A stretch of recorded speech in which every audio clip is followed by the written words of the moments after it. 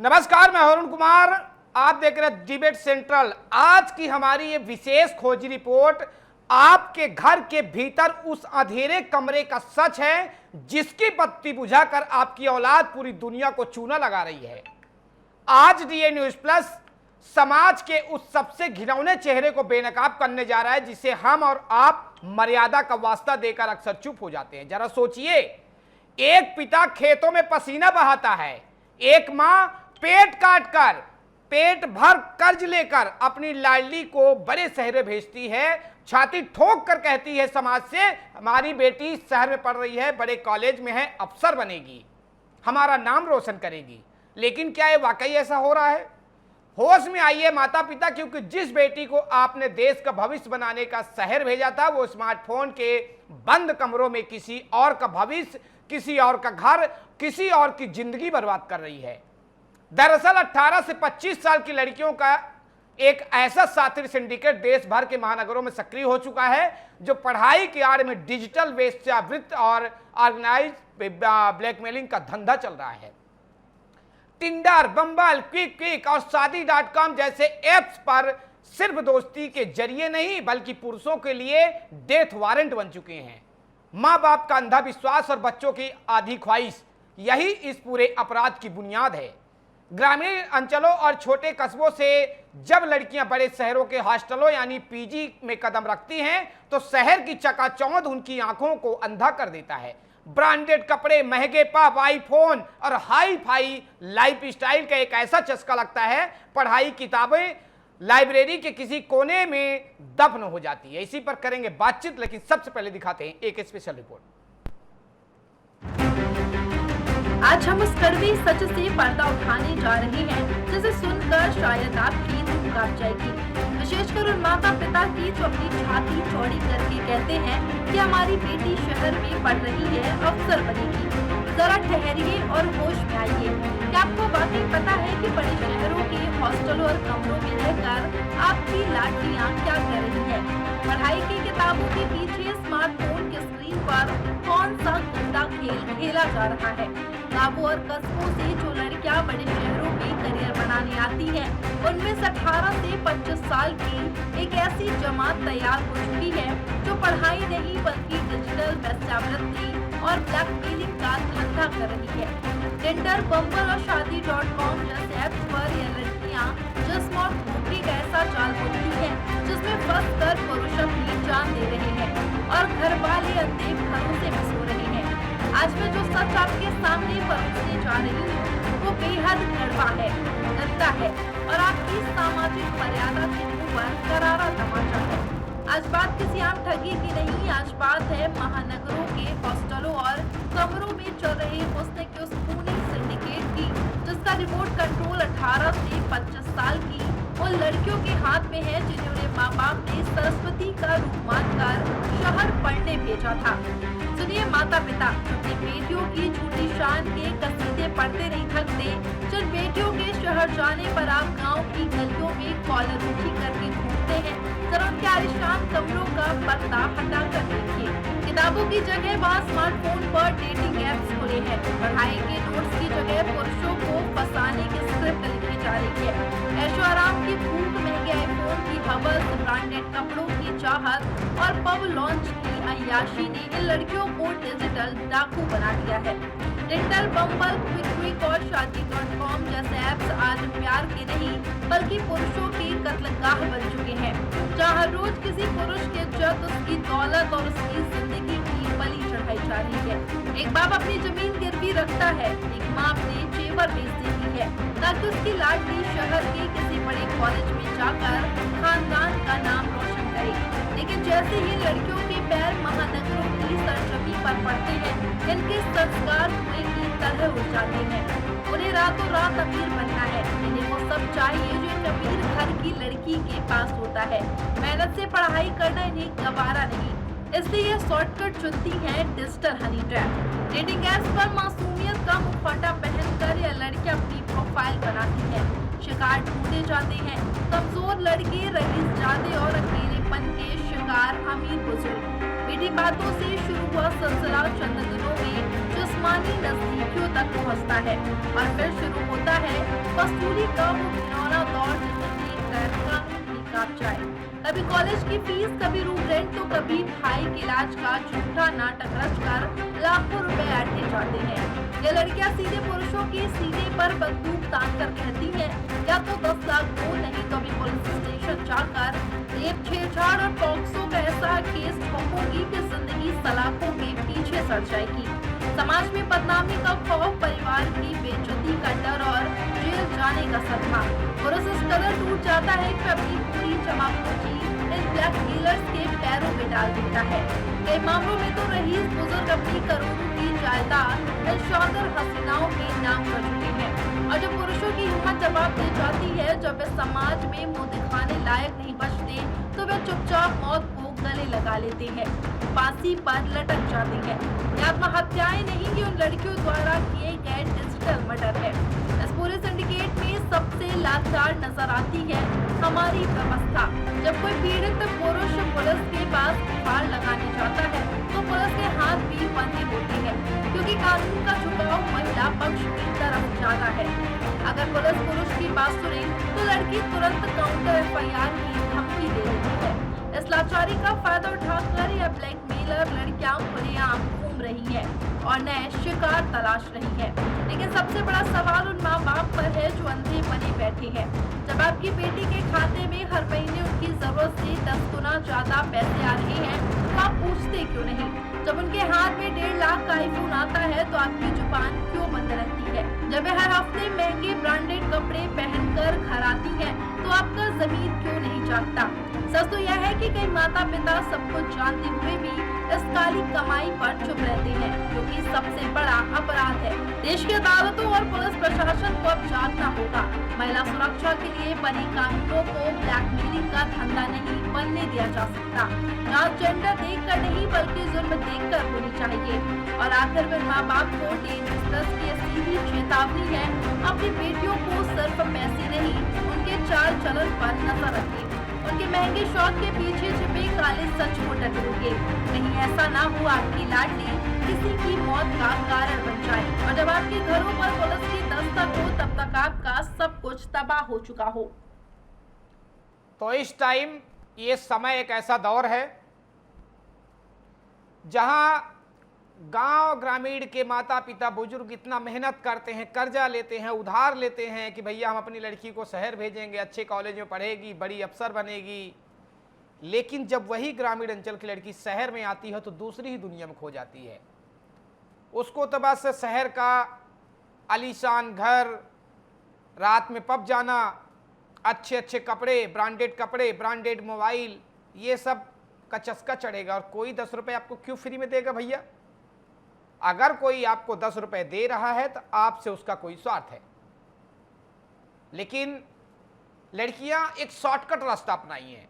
यहाँ शहर आओ, बढ़िया एक किराए का रूम लो, डेटिंग है, बम्बल और न जाने कितने हजारों ऐप हैं, उसको डाउनलोड करो, लड़कों से बात करो, वीडियो कॉल करो, मिलने जाओ, फिर फिजिकली रिलेशन बनाओ और वीडियो रिकॉर्ड करो, और फिर यहीं से इनका खेल शुरू हो जाता है। अगर आप बोल दिए भैया हम पैसा नहीं देंगे, तो 376, 354, माफ करिएगा, इंडियन पैनल कोड पहले की है, BNS की धारा में रेप और छेड़छाड़ के उसमें जेल चले जाओगे। नहीं दिए तो खुद सुसाइड करके मरने की कगार पर छोड़ देती हैं लड़कियां। इसी पर करेंगे बातचीत, चूंकि ये मुद्दा कोई नहीं उठाता है, DNS+ उठा रहा है। चूंकि DNS+ हर एक युवा, हर एक बुजुर्ग, हर किसी का ये चैनल है, तो इसी पर हम बातचीत करेंगे। बातचीत करने के लिए हमारे साथ सोनाली गुहा जी हैं, साइबर एक्सपर्ट हैं। मैम आपका बहुत बहुत स्वागत है। बालेश्वर प्रसाद जी हैं, पूर्व DSP। सर आपका भी बहुत बहुत स्वागत है, बहुत खतरनाक दिख रहे हैं आज आप। और आयुष गुहा जी हैं, एडवोकेट हैं, माने जाने एडवोकेट हैं। सर आपका भी बहुत बहुत स्वागत है। तो बालेश्वर जी से सबसे पहले शुरू करते हैं, क्योंकि भाई आज ये ब्लैक चश्मा के पीछे कुछ बहुत बड़ा कारण है, ऐसा महसूस हो रहा है। DSP साहब, जब कोई लड़का या बुजुर्ग थाने में आकर कहता है कि कोई लड़की उसे ब्लैकमेल कर रही है, तो आपकी पुलिस उसे सांत्वना देने की बजाय ये क्यों कहती है कि लड़की का मामला है, भैया पैसा दे दो, रफा दफा कर लो, नहीं तो फंस जाओगे? क्या पुलिस खुद इस पूरे वसूली जो गैंग है उसका सिंडिकेट है, हिस्सा है? देखिए, सबसे पहले माने दोनों आपके गेस्ट को नमस्कार, आपको भी। आपने एक ऐसा मुद्दा उठाया है अरुण जी, जी आज तक किसी भी टीवी चैनल वालों ने ये मुद्दा नहीं उठाया है और हिम्मत भी नहीं है। हम आपके इस हिम्मत, हौसलाई और इस डिबेट पर आपको मेरे तरफ से आपको lot of thanks. Thank you. अब शुरुआत करते हैं कि ये जो थाने में, जहां तक जो आपने प्रश्न उठाया, जी थाने में कोई व्यक्ति आता है, किसी महिला लड़की के बारे में अगर कोई शिकायत करता है, जैसे आपने दिखाया और आपने पूरा रिपोर्ट कार्ड आपने दिखाया, जी लेकिन ऐसा कानून हमारा कहीं भी कमजोर है जी कि वो मानता ही नहीं है कि आपको फीमेल लड़कियां ऐसा कर सकती हैं जी। जब तक डायरेक्ट कोई एविडेंस न मिले। जी आपका पहला उत्तर ये है। जी दूसरा हम आपको एक सवाल ये करेंगे, जी ये जो समस्याएं जो आपने बताया अरुण जी, जी इस समस्या को सुधारने के लिए बहुत बड़े लेवल सोसाइटी, यहाँ तक कि एजुकेशन में, मेरे ख्याल से व्यक्तिगत सोच है मेरा, जी अब समय आ गया कि सेक्स पर पढ़ाई लिखाई जी स्कूल में होना अनिवार्य हो गया है। अब माता पिता को भी जागरूकता में लाना होगा, यानी कि ये सतर्कता, जागरूकता से लेकर स्कूल के सेक्स एजुकेशन से लेकर जो जी। बाहरी कई चीजें जो हमेशा सवाल करते, खड़ा करते, ओ जी ओयो में तो इतना गलत इस्तेमाल होता है आराम के साथ, जी उस पर तो बिल्कुल पुलिस हम लोग निष्क्रिय हो जाते हैं। नहीं जी। भाई, मिडिल क्लास का ऑथराइज है। दूसरा है कि ये कई जो हॉस्टल्स है बिना लाइसेंस का, गलत तरीका से हॉस्टल, जो आपने बिहार के पटना में, आपको याद होगा कि नीट कांड, कई समस्या जो बिहार में आग लगा दिया था। यानी हॉस्टल से लेकर किसी हॉस्टल का न तो कोई चेक होता है, कहते हैं भाई सिविल साइड से सब पैरवी डाल वालों का है। यहाँ जी। तो पुलिस भी कमजोर है। हमारे सीनियर अफसर जो होते हैं पुलिस वाले, कहीं गाइडलाइन में नहीं करते हैं, या डीएम होते जिला के। डीएसपी साहब, एक छोटा सा मैं क्वेश्चन करूंगा, छोटा सा ये आंसर मेरे को चाहिए शॉर्टकट में एकदम। जब कोई व्यक्ति थाने जाता है तो पुलिस ये क्यों बोलती है, अरे भैया लड़की का मामला है, बात कर लो, लेन देन कर लो, रफा दफा कर दो, नहीं फंस जाओगे? क्या पुलिस की खाकी वर्दी इतनी कमजोर है कि ये देश के कानून को कमजोर कर रही है, ब्लैकमेलरों के सामने झुक रही है, अपने आप को गिरवी रख रही है खाकी? नहीं अरुण जी, आपको स्पष्ट कर देना चाहते हैं। आपने अभी बताया कि आईपीसी के धारा जो आपने बताया 354 या 370, फिर आपने कहा बीएनएस के धारा, अभी आपने कहा जी। रियल बताया कि कोई भी ऐसा कानून नहीं है। हमारे दो गेस्ट भी हैं कि ऐसा कहीं कानून नहीं है कि कोई लड़की महिला के बारे में कोई व्यक्ति रिपोर्टिंग करता हो कि उसको ऐसा किया, तो उसमें पुलिस असमर्थन पड़ने के कारण क्या है कि वहाँ आपको इंक्वायरी की आवश्यकता पड़ती है। वहाँ डायरेक्ट एफआईआर दर्ज करने का कोई जगह ही नहीं है। जी। शिकायत दर्ज कराने पर जब तक डायरेक्ट कोई ऐसा एविडेंस घटना हो, सुसाइडल लड़की ना कर ले या लड़की का तो कुल मिला के हम किसी को मर जाने का इंतजार करेंगे भैया? जब मर जाएगा तब पुलिस आएगी, पोस्टमार्टम करेगी, क्रियाक्रम तो घर वाले कार्रवाई करेंगे, तब जाके आपका इंडियन पैनल की जो धारा 306 होती थी शायद, अब बीएनएस में चेंज हो गई है ना, तब जाके आप लोग क्रियाक्रम कराओगे। बट बहरहाल बने रहिए हमारे साथ, वकील भी हम धाकड़ वकील आज लेके बैठे हैं। आज आयुष जी, संविधान कहता है कि कानून के आगे सब बराबर हैं, कानून सबके लिए है, लेकिन जब बात इन ट्रेडिंग, ये डेटिंग ऐप और हनी ट्रैप की आती है, तो अदालतें प्रिंसिपल ऑफ नेचुरल जस्टिस को भूलकर पहले दिन से ही पुरुष को अपराधी और लड़की को बेचारी मानकर क्यों चलती है? क्या पुरुष होना इस देश में जन्मजात अपराध है? जी हाँ, आपका क्वेश्चन बहुत सही है। बेसिकली अगर हम लोग लॉ इन्फोर्समेंट एजेंसीज की बात किया जाए, या जुडिशरी, या किसी भी चीज़ों की बात किया जाए, या इवन पुलिस डिपार्टमेंट की बात किया जाए, तो प्राइमा फेसी में क्योंकि एक मॉरल ग्राउंड पे देखा जाता है कि महिलाओं को ज़्यादा सपोर्ट किया जाता है रदर देन कि किसी पुरुष के बारे में ज़्यादा सोचा जाए। पर यहाँ पे पुरुषों के बचने के लिए सबसे अच्छा ऑप्शन जो अब नए बीएनएसएस और जो नए कानून आए हैं हमारे, इनमें दिया हुआ है कि जब भी अगर आपके साथ में कोई भी इस तरह की घटना होती है, तो महिला हो या पुरुष हो, कोई भी cybercrime.gov.in करके जो इनकी वेबसाइट बनी है, हनी ट्रैप है या किसी भी तरह की, तो आप अपने स्क्रीनशॉट, चैट की जो कम्युनिकेशन होता है या कोई फाइनेंशियल ट्रांजेक्शन है, आप वहाँ पे रिपोर्ट कर सकते हैं, महिला हो या पुरुष हो। और एक सबसे इंपॉर्टेंट चीज जो होती है, जो लोग ध्यान नहीं देते हैं, जी। कि आपको रिपोर्ट पहले करना होता है। लोग क्या करते हैं कि सोचते हैं कि चलो ग्रुप में ये नंबर भेज देंगे, घर वालों को फोटो भेज देंगे, वीडियो भेज देंगे, इस वजह से लोग क्या डरे हुए रहते हैं और बताते नहीं है और लगातार इनसे एक्सटॉर्शन होता जाता है। कई सारी महिलाओं के साथ भी ये चीजें होती हैं, कई सारे पुरुषों के साथ में भी होती हैं। पुरुषों के साथ में ज्यादातर ये होता है कि लोग क्या करते हैं, कुछ एप्लीकेशन आज की डेट में क्रिमिनल इतने बोलना चाहिए स्मार्ट हो गए, इंस्टॉल करा देते हैं मोबाइल पे, जिससे उनके पर्सनल कॉन्टैक्ट नंबर और बाकी चीजें जो होती हैं चली जाती हैं। 90% जो मैंने केसेस में देखा है कि जो क्लाइंट बताते हैं कि सर हमारे पास उन्होंने बोला कि आप इस एप्लीकेशन को इंस्टॉल करो, इसमें कम्युनिकेशन करना अच्छा है, फलाना ठिकाना, सो एंड सो। जी। और वो लोग क्या उस ऐप को इंस्टॉल करते हैं, जिससे उनके कॉन्टैक्ट नंबर, घर के लोगों की डिटेल, फोटो, सारा कुछ का एक्सेस उनके पास चला जाता है और फिर ये उनको ब्लैकमेल करते हैं कि अब तुम्हारी वाइफ को या तुम्हारे सिस्टर को या तुम्हारे फादर को या मदर को हम ये डेटा भेज देंगे। अलग अलग स्क्रीनशॉट्स उनके साथ में लेके रख लेते हैं, चैट्स के और बाकी चीजों के। कई बार वीडियो कॉल करते हैं, उनके स्क्रीनशॉट ले लेते हैं, ऑब्ससीन कंटेंट होता है। तो इस तरह की चीजों में करते हैं। और सबसे बड़ी गलती जो आज की डेट में पुरुष करते हैं, उनको ये लगता है कि हमारा नहीं सुनी जाएगी, हमेशा सुनी जाएगी महिला की। तो इसके लिए भी आपके पास एक ऑप्शन होता है। यदि पुलिस विभाग ध्यान नहीं भी देता है, तब भी आप एक प्राइवेट कंप्लेंट का ऑप्शन होता है। आप मजिस्ट्रेट के पास जाके या किसी भी कोर्ट में जाके आप इसके लिए एक एप्लीकेशन फाइल कर सकते हैं। और अगर आपके पास जो एविडेंसेस हैं वो प्रॉपर लगता है, तो मजिस्ट्रेट प्रॉपरली इसमें कॉग्निजेंस लेते हैं और एफआईआर के लिए जो ऑर्डर होता है वो भी पास करते हैं। तो यहाँ पे एक जो सबसे बड़ा इशू है कि वो अवेयरनेस की कमी है, कि लोगों को अवेयरनेस नहीं है कि हम क्या कर सकते हैं, क्योंकि सोसाइटी में लीगल अवेयरनेस वाली चीजें बहुत कम है। गवर्नमेंट हर तरफ से साइबर के लिए अवेयरनेस ला रही है, बाकी चीजों के लिए ला रही है, लेकिन ये जो लीगल जो टर्म होती है ये बहुत कम हो गई कि आप इसको स्कूल में, कॉलेजेस में लोगों को बता रहे हो कि हाँ आप इस तरह से कंप्लेन कर सकते हो और आपको ऐसा आउटपुट मिल सकता है। बिल्कुल। जो नहीं करते हैं, तो ये सबसे बड़ा रीजन है। जी। सोनाली जी, आज इस डिबेट की किस्मत देखिए कि तीनों स्तंभ हमारे साथ है। एक एफआईआर करने वाले भी, और ये जो डेटिंग ऐप किस कारण से चलता है, किस कारण से है, साइबर एक्सपर्ट भी हैं और एडवोकेट साहब भी। अगर तीनों स्तंभ अच्छे से काम करें, कसम से देश का एक युवा भी इस तरह से ब्लैकमेलिंग नहीं होगा, ना कोई सुसाइड करेगा। बहरहाल सोनाली जी, ये जो डेटिंग ऐप है सीधे तौर पर ब्लैकमेल का टूल बन चुका है भारत में, लगातार प्ले स्टोर में मौजूद है। भारत सरकार बैन क्यों नहीं लगा पाती? क्या तकनीकी रीढ़ इतनी कमजोर है? देखिए, भारत सरकार इस पे बैन इसलिए नहीं लगा पाती क्योंकि हमारे पास ना कुछ बेसिक अधिकार प्राप्त हैं कि आप अपनी मर्जी से किसी व्यक्ति को पार्टनर चुन सकते हो, उसके साथ समय बिता सकते हो। और अभी तो कुछ और नए भी आ गए हैं कानून, जिसमें लिव इन रिलेशनशिप वगैरह को लेके भी बहुत सारी चीजें लीगलाइज कर दी गई हैं।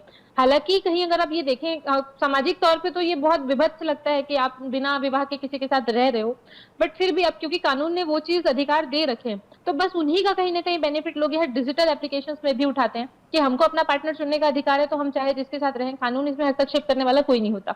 अब देखिए, अपराधी मानसिकता के लोग कहीं भी हो सकते हैं। आप एग्जाम्पल के लिए ले ले, शादी के लिए बनने वाली वेबसाइट या डेटिंग के लिए बनने वाली वेबसाइट, तो बेसिकली ये टूल जैसा यूज इसलिए हो रहा है, दो रीजन है। एक तो आपराधिक मानसिकता की, कुछ लड़कियां, जैसा भी लड़कियों से रिलेवेंट ही बतौर महिला भी ये चीज बोलना चाहूंगी कि अगर आपको माता पिता ने आजादी दी है कि आप बाहर निकलो, कुछ सीखो, अपने जीवन में कुछ बेहतर करो, तो लोगों को देख के वहां ऐसे ललाहित नहीं होना है कि किसी के पास कोई महंगी घड़ी, महंगा पर्स, महंगा परफ्यूम, महंगे कपड़े, ब्रांडेड जूते, वो आप एक टाइम अपनी पढ़ाई में देने के बाद कुछ अचीव करके अपनी सैलरी के साथ सम्मानजनक तौर पर भी ला सकते हो, ना कि कोई एक आप ऐसा शॉर्टकट यूज करो कि आप ओयो चले गए, आपने डेटिंग साइट पे किसी को फंसा लिया, किसी के साथ ब्लैकमेलिंग कर ली। कुछ ये चीजें अगर कहीं ना कहीं जाके पकड़ाती हैं, तो उन बच्चों को एक चीज जरूर बोलूंगी कि बेटा अभी ये चीजें बड़ी जरूर आपको शॉर्टकट लग रही होगी कि आप यहाँ से पैसे कमा ले रहे हो, किसी को धमका ले रहे हो, सामने वाला कुछ बिगाड़ नहीं पा रहा, लेकिन अगर किसी ने हिम्मत करके कभी कंप्लेंट की, जैसा कि आयुष सर ने बताया ही था, BNSS में 175(3) में भी आप FIR ऑनलाइन कर सकते हो। अगर थाना नहीं भी सुन रहा है तो पुरुषों के पास भी अधिकार है कि वो अपना पक्ष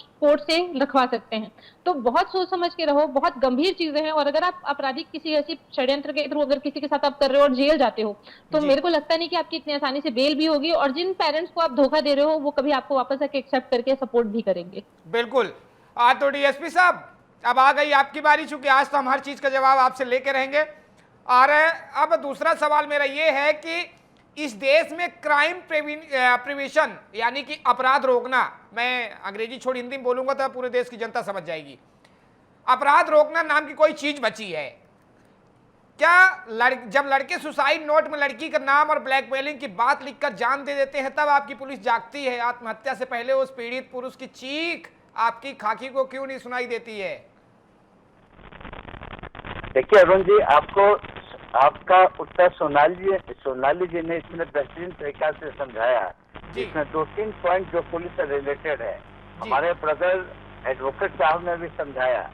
हम आपको स्पष्ट तौर पर कहना चाहते हैं कि हमारी अपील है सरकार से पुलिस को कि हमारे जो हेड है डीजीपी सर आपके चैनल के माध्यम से जी कि जब तक एक आपस में कोऑर्डिनेशन यानी उस कोऑर्डिनेशन में जी कई चीजें ऐसे हैं जैसे अभी सोनाली जी ने कहा कि आपको जो स्वतंत्रता दी गई है लिव लाइफ का सिस्टम होता है साथ रहने का या जी। कई चीजें हैं। आप देखें कि ओपन मर्साद सिस्टम है हर शहरों में। आप एक्सेप्ट करेंगे कट्टर बिहार जो कट्टर बिहारी इसको बोलते हैं जहाँ के खुद हम रहने वाले हैं, यहाँ पुलिस सेवा किया है। पटना में जाइए आप मर्साद इतने कम 1500 रुपये दीजिए ओपन, क्या भाई ऑथराइज है उसको एसडीओ साहब ने ऑथराइज किया है। और यहाँ तक कि ओए होटल में आप चेक नहीं कर सकते हैं, हॉस्टल में चेक। कुछ ऐसी बंदिशें पुलिस के सामने है जो आपके चैनल के माध्यम से हमको जोश आता। आपने कहा कि काला चश्मा आपने क्यों पहना।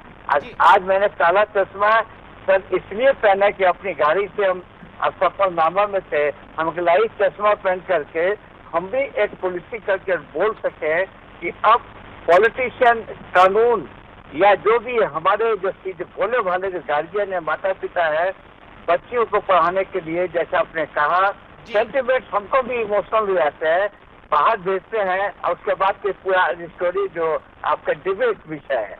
इसलिए हम चाहेंगे कि पूरी हम है मैम है और हमारे वकील सर हमारे हैं, सभी को जागरूकता लाना होगा और कम से कम स्कूलों में अब सेक्स की शिक्षा देना अति अनिवार्य है। दो गार्जियनों को जगाने के लिए एक ऐसा एनजीओ जो चलाते हैं उस एनजीओ का भी दायित्व रखे ऐसे मामलों का चेकअप करके समझाए।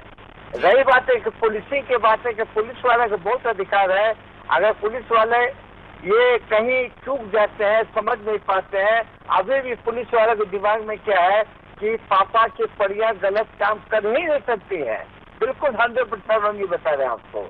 एक कहावत है कि पापा की परियां गलत काम नहीं कर सकती है, पुलिस वाले चाहते हैं काम करने के लिए। जैसे यहाँ हमारे पुलिस थोड़ा सा जो फेल्योर है ये बस केवल जागरूकता की अवस्था है। हमारे हेड बिहार के जो या जो भी पूरे भारत के हेड है ये एक ऐसा कानून बने आपस में शिक्षा दें जागरूकता लाए तब ये सब चीजें रुकने को रुक सकता है जैसे मेरा मानना है। अरुण जी, आयुष जी, महिला सुरक्षा के कड़े कानूनों का इस्तेमाल आज लीगल एक्सटॉर्शन यानी कानूनी डकैती के लिए हो रहा है। बार्गेनिंग यानी कि जो सौदेबाजी जिसको हिंदी बोलते हैं, सौदेबाजी टेबल पर बैठ कर तय होता है कि 10 लाख दे दो भैया या FIR वापस ले लेंगे। अदालतों के नाक के नीचे चल रहे इस कानूनी वेश्यावृत्ति के धंधे पर बार काउंसिलिंग और न्यायपालिका चुप क्यों रहती है? इसके लिए भी अलग अलग कानून में प्रोविजन दिए जाते हैं और अलग अलग अपडेट्स के लिए लिखा जाता है, बट ये काम जो होता है बेसिकली पॉलिटिशियंस का है, वो किस लेवल पे स्टैंड लेना चाहते हैं। जैसे अभी एक बिल आने का था, जैसे महिला आयोग उस तरह से पुरुष आयोग को भी लाने की मांग उठ रही थी, बट डिपेंड करता है कि कितने लोग इसमें सपोर्ट करते हैं, कौन चाहता है नहीं चाहता है वाला। क्योंकि जुडिशरी अकेले अगर सोचे कि वो लॉ बना के पास कर दे तो वो पॉसिबल नहीं है, क्योंकि ये काम जो है ये लेजिस्लेटिव जो बोलना चाहिए ऑफिसर्स होते हैं या पर्सन होते हैं या लॉ डिपार्टमेंट जो हो गया, जो पॉलिटिकल पार्टीज हो गई हैं, उनकी मोटिव और विल पे बहुत ज्यादा डिपेंड करता है कि वो क्या करना चाहते हैं। आज की डेट में जो आपने कहा कि ये बहुत एक बोलना चाहिए सही तरीका है जी। मेरी बातों को अदरवाइज में मत लीजिएगा, बट एक तरीके का स्टार्टअप हो चुका है कि जिसमें लोग क्या करती हैं, बंदियां कुछ लोगों को फंसाती हैं, देखते हैं कि जिनके पास अच्छा पैसा है, घर परिवार अच्छा है, संपन्न है, उनके साथ में या तो कई बार वो शादी का नाटक करते हैं या तो उनको प्यार में फंसा लेती हैं और उसके बाद स्क्रीनशॉट वगैरह लेके रख लेते हैं कि इन्होंने ऐसा बोला वैसा बोला और बोलते हैं कि तुमने शादी का वादा किया था। और झूठे केसेस बहुत ज्यादा हैं आज की डेट में। अगर बोला जाए तो 60 to 70% जो मैरिज के केसेस आते हैं जिसमें लड़कियां केस फाइल करती हैं रेप के या बाकी चीजें, समय समय पर अभी राजस्थान हाईकोर्ट ने भी बोला है, इसके पहले आंध्र प्रदेश ने बोला, महाराष्ट्र हाईकोर्ट ने बोला, छत्तीसगढ़ हाईकोर्ट ने बोला है कि अगर आप शादी का वादा करने के लिए बोल रहे हैं और शादी नहीं हुई है, ये इस तरह की जो भी चीजें हैं, केवल एक वर्बल कम्युनिकेशन है या और कुछ है, तो आप उसको गारंटी नहीं मान सकते किसी ने बोला है तो इस तरह की चीजें होंगी जी। और कई बार क्योंकि लोगों को क्या ब्लैकमेलिंग के शिकार होते हैं, तो ये एक बहुत बड़ा रीजन होता है जहाँ पे बोलना चाहिए कि स्टार्टअप जैसा चल रहा है। लोग बचने के लिए या तो लोग कई बार डिमांड करते हैं कि मेरे को आईफोन लेके दे, मेरे को ये कर वो कर, तो इस तरह के बहुत सारे केसेस हम लोगों के पास आते हैं डेली जिसमें क्लाइंट बताते हैं कि सर मेरे से ऐसा बोला उसने, फिर मैंने ऐसा बोल दिया, अब उसने जाके FIR कर दी, बोल रही कि मैं रेप का कंप्लेंट भी लिखवा दूँ। तो एक तरीके से बोल सकते हैं कि स्टार्टअप जैसा बन गया है जो कानून में कुछ लूपहोल्स है जिसका फायदा उठाकर लोग इसका यूटिलाइजेशन बहुत सफाई और बहुत अच्छे तरीके से कर रहे हैं, जिसमें रोक लगने की जरूरत है।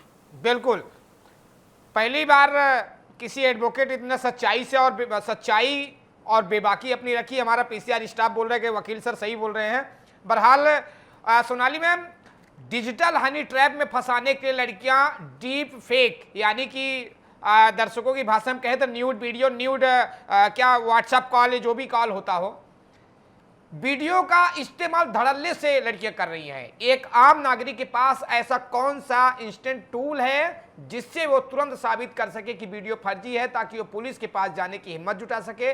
आपने क्या कुछ समाधान निकाला है इसका?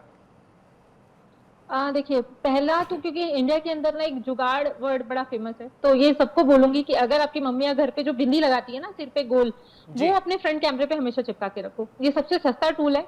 कम से कम अगर ऐसा कोई वीडियो कॉल आपके पास आ रहा है तो ऑल ऑफ अ सडन आपका चेहरा वहां पर रिकॉर्ड नहीं होगा, तो इससे आप एक्चुअल में थोड़ा सा बच सकते हो। मालूम है ये थोड़ा सा फनी जरूर लगेगा, लेकिन ये बहुत लाइफ सेवर जुगाड़ है लोगों के लिए। और अगर ऐसा कोई ऑब्सीन वीडियो सामने वाला चलाता है और आपका चेहरा रिकॉर्ड नहीं हो रहा है, तो 90% तो केस आपने वहीं खत्म कर लिया। और बाई एनी चांस अगर आपका फेस रिकॉर्ड हो भी गया या कोई ऐसी ऑब्सीन हरकतें कर भी रहा है, तो स्क्रीन थोड़ा सा आप डाउन करें, स्क्रीन रिकॉर्डिंग का ऑप्शन आता है, आप वहां से वो चीजें रिकॉर्ड करके अपने पास भी रख सकते हो। ऐसा जरूरी नहीं कि सिर्फ सामने वाला होशियार है उसके पास वो चीजें रहेंगी।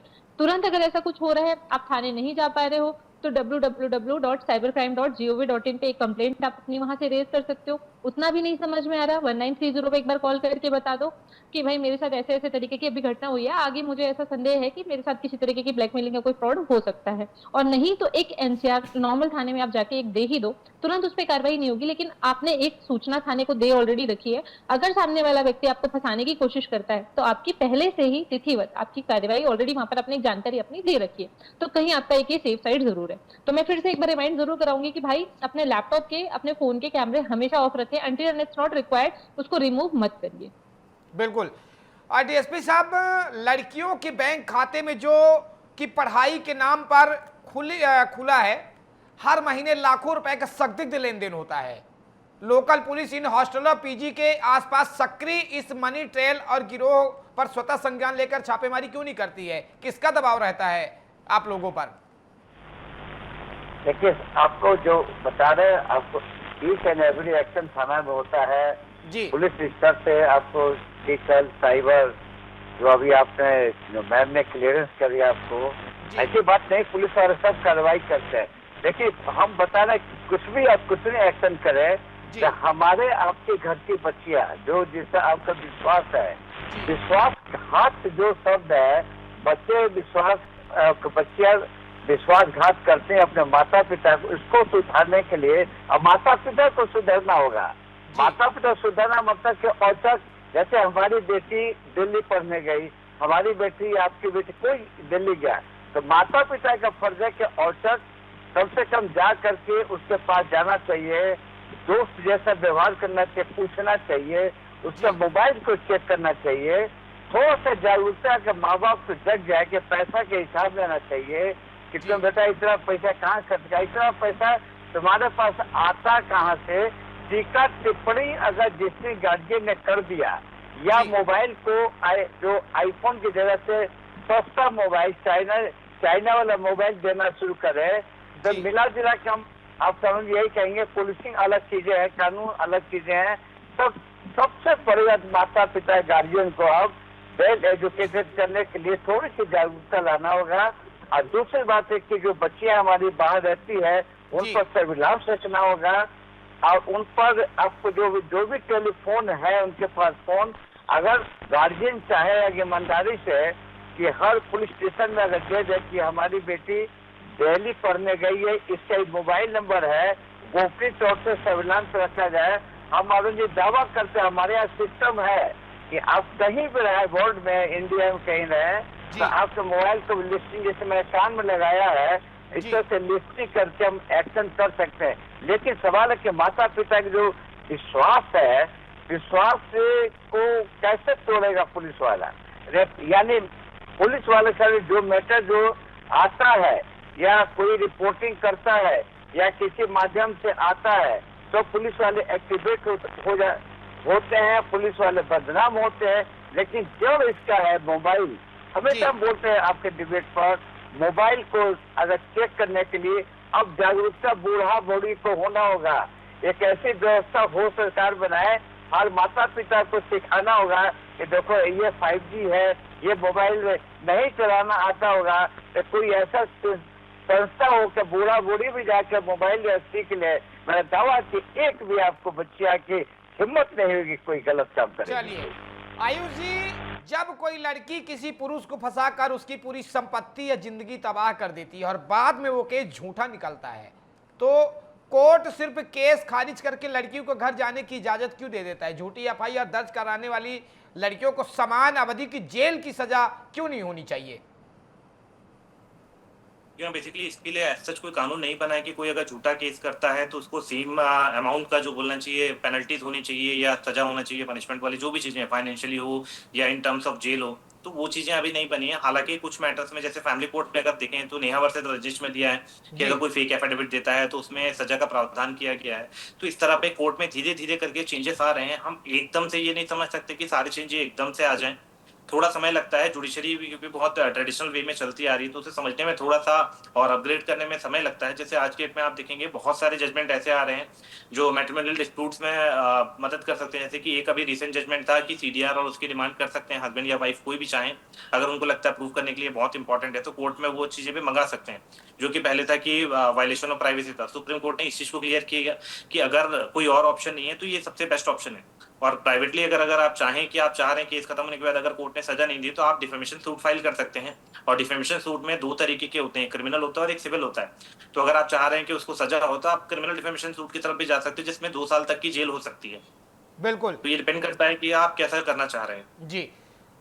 Sonali ma'am, in dating apps की जीपीएस लोकेशन और चैट हिस्ट्री सब कुछ क्लाउड पर सेव रहता है। जब पुलिस जांच का बहाना बनाती है तो साइबर सेल इन डेटा को तुरंत रिकवर करके लड़की के झूठ को 24 घंटे के भीतर बेनकाब क्यों नहीं कर पाता? तकनीकी रूप से इतनी देरी क्यों हो जाती है?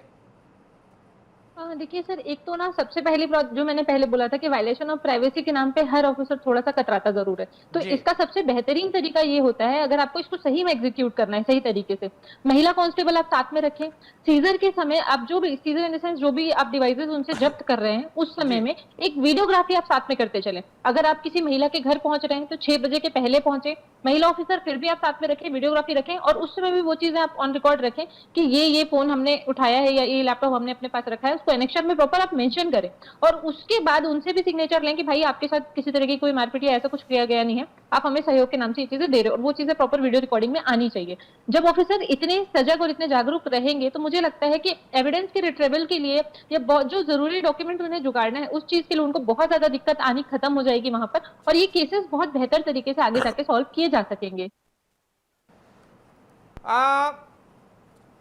डीएसपी साहब, कानून में जब जबरन वसूली यानी कि एक्सटॉर्शन और आपराधिक धमकी की क्रिमिनल की धाराएं हैं, मुझे एक भी ऐसा मामला दिखाए जहां पुलिस ने किसी ब्लैकमेल लड़की पर बिना किसी दबाव के तुरंत गैर जमानती धाराएं लगाकर उसे जेल भेजा हो। कानून का ये दोहरा रवैया क्यों? ऐसी बात नहीं है अरुण जी, इसका हम थोड़ा सा आपका प्रश्न का विरोध करेंगे जी। जो भी आपको एक्सटॉर्शन हो, चाहे रैंसम हो, चाहे आपका डिबेट का कोई पार्ट हो, अगर पुलिस स्टेशन में अगर सूचना मिलती है तो कम ऐसे गद्दार या धोखेबाज पुलिस वाला निकम्मा होगा, लेकिन वो निकम्मा भी होगा तो अपनी नौकरी बचाने ख्याल से काम जरूर करेगा। लेकिन ऐसी बात नहीं है, शिकायतें कम आती हैं ऐसे केसेज में जो आपका कंटेंट है। और ऐसा रियल बात है कि पुलिस वाले भी पल्ला इसलिए झाड़ते हैं, बचना इसलिए चाहते हैं कि हमारा दो पार्ट है। जैसे आप कह सकते हैं एग्जीक्यूटिव जो ब्रांच हमारा है, ऑफिसर के 2 ब्रांच है। एक हमारा है जो पुलिसिंग, जो हमारा पुलिसिंग एजेंसियां हैं। अब कुछ है आपको ये जो एसडीओ लेवल होते हैं या मजिस्ट्रेट का पावर जो वीडियो को मिलता है, सीओ को मिलता है। तो कुछ चीजें ऐसी है जो हम चैनल पर नहीं बोल सकते हैं, सरकार के शिकायत भी नहीं कर सकते हैं, लेकिन इतना जरूर कहेंगे कि प्रूव दिस चेंज, पुलिस को कुछ ऐसा अत्यधिक पावर एक्स्ट्रा दिया जाए। मतलब कि पुलिस को अगर जितने एक्स्ट्रा पावर मिलना शुरू हो जाए, मिलता भी है क्योंकि रेयर केस में, अब जैसे एनआई की एजेंसी आती है, एटीएस की टीम आती है या साइबर का मीटिंग आता है कि बाहरी आपको, या जैसे मैम ने बताया कि यहाँ के पुलिस वाले काम करते हैं बकायदा। अब तो डिजिटल में सबके पास लैपटॉप कॉमन, एक हमारा इंस्पेक्टर भी लैपटॉप जानता है, उसके पास इन्वेस्टिगेशन किट भी है। महिला कांस्टेबल पे तो बिहार में भरी पड़ी है, सब सारी चीजें है, लेकिन इसके बावजूद फिर जो है जागरूकता आवश्यक है। अब जो हमने शुरू में जो कहा था जी आयुष जी, सुप्रीम कोर्ट बार बार कहता है कि हर लिव इन या फिजिकल रिलेशन रेप नहीं होता है, इसके बावजूद निचले अदालतें और वकील लड़कियों को ये क्यों नहीं तरकीब सिखाते हैं कि शादी के झांसा देकर रेप का केस दर्ज करा दो, पैसा तुरंत मिल जाएगा? क्या कानून के रखवाले ही सिंडिकेट के मार्गदर्शन बन गए हैं? माफ करिएगा, कुछ ऐसे वकीलों का सिंडिकेट है जिनको हम पर्दाफाश करेंगे आने वाले टाइम पे। जी हाँ, बेसिकली ये एक सबसे बड़ा मुद्दा है जो आप बोल रहे हैं कि बेसिकली क्योंकि बोल सकते हैं जैसे डॉक्टर को बोलते हैं कि ओथ मिली होती है कि वो अपने क्लाइंट को किसी भी हालत में बचाएगा या उसको सपोर्ट करेगा। सिमिलरली लिटिगेशन में भी होता है, क्लाइंट ये हमेशा चाहता है, हर वकील ये चाहता है कि उसका क्लाइंट जीते, वो सही हो या गलत हो वो जज डिसाइड करते हैं। बट ऐसे बहुत सारे एडवोकेट्स हैं जो लोगों को, क्लाइंट्स को मिसगाइड करते हैं कि नहीं आप इसमें ऐसा कर दीजिए, इस तरह से छोटा केस बना दीजिए। इवन बहुत सारे केसेस हम लोग देखते हैं जहाँ पे क्रिमिनल केसेस में कई जगहों पे आप देखेंगे एसटीएस एक्ट की रिक्वायरमेंट नहीं होती है, उस केस में भी जबरदस्ती एसटीएस एक्ट धाराओं को ऐड करा देते हैं कि लोगों से एक्सटॉर्शन किया जा सके। अभी हाल ही में मैंने कुछ केसेस में देखा है जहाँ पे एक सिंपल सा मुद्दा था, दो लोगों का बस कम्युनिकेशन हो रहा था, लेबर कॉन्ट्रैक्टर एंड जो बोलते हैं लेबर के बीच में, बट जो बोलना चाहिए एक तरीके से एक्सटॉर्शन के केस में बदल गया, वहाँ एसटीएस एक्ट भी लग गया। क्योंकि उस एरिया में पर्टिकुलरली क्या होता है, गवर्नमेंट की कुछ स्कीम्स है जहाँ पे अगर किसी भी एसटीसी महिला के साथ में किसी भी तरह का अनाचार या इस तरह की कोई भी कोशिश होती है, कुछ होती है, तो उसमें 4 लाख रुपए का मुआवजा मिलता है। तो कुछ वकील ऐसे हैं जो उस पैसे की लालच में कि आप हमको इतना % दे देना, हम ये करा देंगे वो करा देंगे, जबरदस्ती इन केसेस को फाइल कराते हैं और लोगों को कई समय तक जेल में इसकी वजह से रहना पड़ता है। तो ये एक बहुत कॉमन प्रॉब्लम है। गलती ये नहीं बोलूंगा कि कोई एक स्पेसिफिक है कि काला कोट आपने पहन लिया तो आप गलती नहीं कर सकते, गलती सब कुछ करते हैं। बहुत सारे एडवोकेट्स हैं जो इस तरह की प्रैक्टिसेस में हैं, जिसको हम लोग मैलाफाइड प्रैक्टिस बोलते हैं। समय समय पर कोर्ट और बार काउंसिल इन लोगों को वार्निंग भी शो करता है अलग अलग लेटर्स के माध्यम से या अलग अलग नोटिस भेज के कि आप इस तरह की जो चीजें कर रहे हैं ये गलत है। तो हर जगह पे प्लस एंड माइनस वाली चीजें हैं। लिटिगेशन में ये चीजें आज की डेट में माइनस में बहुत ज्यादा जा रही हैं। जो आपने बोला था, मैं इस चीज को बिल्कुल भी मना नहीं करूंगा कि इस तरह की प्रैक्टिसेस नहीं है, बताने के जिस हिसाब से, क्योंकि लोगों को कानून का ज्ञान नहीं होता है, जिस तरह से एडवोकेट उसको ज्ञान दे रहा है वो उस हिसाब से चलते जाते हैं। तो फेक केसेस का आने का एक बड़ा रीजन ये भी है कि एडवोकेट अपने क्लाइंट को मिसगाइड करते हैं। वो कभी भी क्लियर नहीं बताते कि क्या है कैसा है। जस्ट जो एक आपका इनिशियल स्टेटमेंट था कि कुछ चंद पैसों की लालच में लोग इस तरह की चीजें करते हैं, तो हमारे वाले फील्ड में भी कुछ लोग ऐसे हैं जो इस तरह की हरकतें। बिल्कुल आयुष जी, आप धन्यवाद मैं आपको करता हूं, चूंकि आपने जिस तरीके से, मैं काली कोट की भी, जो ब्लैकमेलर कुछ बैठे काली कोट के आड़ में, उनकी भी सत्यता आपने पोल खोली है, तो शुक्रिया आपका। आज हमारे डिबेट में बैठे तीनों स्तंभ, ये सुन लीजिए कि वर्दी, कानून और तकनीक, क्योंकि हमारे पास तीनों है, एक वर्दी भी है, तकनीक भी है और कानून भी है। आप तीनों के मौजूदगी में अगर 18 साल की लड़की देश के पुरुषों को सुसाइड नोट लिखने पर मजबूर कर रही है, तो आप तीनों का सिस्टम फेल हो चुका है, जनता देख रही है। बहरहाल, बहस में जुड़ने के लिए आप सभी का शुक्रिया। तो आज की हमारी इस महाबहस में खाकी की लाचारी भी सामने आ गई है, कानून की कमियां भी उजागर हो गई है और तकनीक का खोखलापन भी बेनकाब हो गया है। लेकिन सवाल वही का वही खड़ा है, आखिर कब तक महिला सुरक्षा के नाम पर बने पवित्र कानूनों की बलि चढ़ाकर ये सातिर लड़कियां पुरुषों का डिजिटल हत्या करती रहेगी? आज डीए न्यूज प्लस के मंच से मैं देश की अदालतें, सरकार और पुलिस प्रशासन से सीधे तौर पर यह मांग करता हूं, अब वक्त आ चुका है कि जेंडर देखकर नहीं बल्कि जुर्म देखकर इंसाफ किया जाए। अगर कोई महिला कानून की आड़ को लेकर किसी मासूम को आत्महत्या के दरवाजे पर धकेलती है, तो उस पर भी हत्या का और जबरन वसूली का मुकदमा चलना चाहिए, उसे भी सलाखों के पीछे सड़ना चाहिए। कानून किसी की जेब काटने और जिंदगी तबाह करने का लाइसेंस नहीं होता है। और चलते चलते एक आखिरी बात, देश के तमाम माता पिता और विशेषकर उन पेरेंट्स से जो अपने बच्चों को बड़े शहरों में भेजकर चैन की नींद सो जाते हैं, जागिए, अपने बच्चों पर अंधविश्वास बंद कीजिए। अगर आपकी 18 साल से 25 साल की लड़की शहर में पढ़ रही है तो जरा टटोलिए, उसके हाथ में 1.5 लाख का आईफोन कहां से आया है, उसके महंगे ब्रांडेड कपड़े कहां से आए, वो कॉलेज जा रही है या स्मार्टफोन की स्क्रीन पर किसी और का घर बर्बाद कर रही है। अगर आज आपने अपनी जिम्मेदारी नहीं निभाई तो कल जब कानून का शिकंजा आपके घर की चौखट तक पहुंचेगा तो समाज में मुंह दिखाने के लायक नहीं बचेंगे। इस काले धंधे के खिलाफ डीए न्यूज प्लस की ये जंग जारी रहेगी। हम रुकेंगे नहीं, हम झुकेंगे नहीं, क्योंकि देश के पुरुषों की आत्मसम्मान और उनकी जिंदगी कोई मजाक नहीं होती है। डिबेट सेंटर में यहीं तक। आप देखते रहिए डीए न्यूज प्लस। नमस्कार।